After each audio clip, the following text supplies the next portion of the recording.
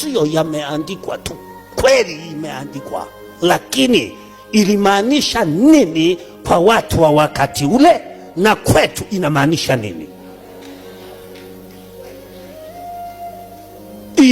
Ilisema nini kwa wasikilizaji wa wakati ule na kwetu inasema nini? Na mengine hayana chochote yanayosema kwetu, yaliishia hapo yakamalizika, maana lilikuwa ni tukio maalum. Kama Paulo anavyoshughulika na Wakorintho, anasema simpi mwanamke kuhubiri, marufuku, wanyamaze kimya. Sasa hapa wamama mmekaa huku mbele, mmeshatenda dhambi, teremka wote kule. Imeandikwa haijaandikwa? Teremkeni sasa huku, mnafanya nini? Mimi nishawaambia, kama utajidanganya kwamba unaweza ukaifuata Biblia kama ulivyo, unageuka kuwa chizi. Unageuka kuwa chizi. Yani wewe umejipambanua, umenasibisha waumini wako, sisi tutaifuata Biblia kama ilivyo. Unageuka kuwa chizi. Biblia imeshatoa maelezo magumu sana ambayo ukiyafuata yote unageuka kuwa chizi. Biblia fuata ilivyomaanishwa. Fuata ilivyomaanishwa. Mmoja akanifuata akaniuliza, baba mchungaji, mafuta si yameandikwa?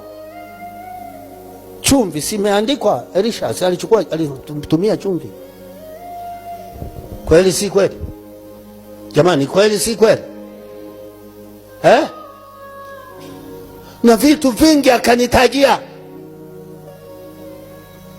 na mimi nikamwambia hivi, nikamwambia tena, unayoyataja wewe ni madogo, ngoja nikuongeze mengine, usinisumbue kwa mambo yaliyoandikwa, ngoja nikuongezee.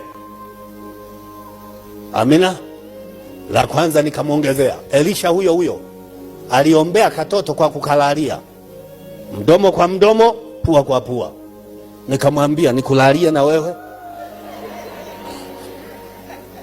Si imeandikwa? Kwa hiyo usinitishe, imeandikwa tuwalalie. Akasema hapana. Nikasema maadamu kila lililoandikwa tufanye kama linavyosema. Haya, lala nkulalie. Akasema hapana mchungaji. Nikasema usinitishe mambo ya kuandikwa. Mimi miaka 54 nasoma hii Biblia leo, wezi kunitisha, imeandikwa. Nikamwambia jingine, Hosea aliambiwa aende kwenye kambi la nini, la makahaba, akachukue kahaba mmoja muoe. Mnaturuhusu wachungaji twende tukabebe makahaba barabarani? Mnagomaji? Imeandikwa. Usinitishe, imeandikwa. Hii nitakubamiza. Mbona ninayo mengi yaliyoandikwa. Isaya kwenda uchi kwa neno la Bwana. Tuteremshe suruali sasa, mtabaki hapa ndani? Si imeandikwa? Nikutajia yaliyoandikwa. Yesu akatema mate, akatengeneza mate, matopa akapatka. Kwa hiyo tuteme mate nikupake usoni? Si imeandikwa? Usinitishe, imeandikwa. Kaa kimya, ninayo mengi yaliyoandikwa. Tukawekana sawa. Nipo hapa, nimemwona mmoja Mkongo ametuma hata ujumbe kule kwangu, anasema kwamba kitambaa sio cha kuvaa kanisani tu. Sisi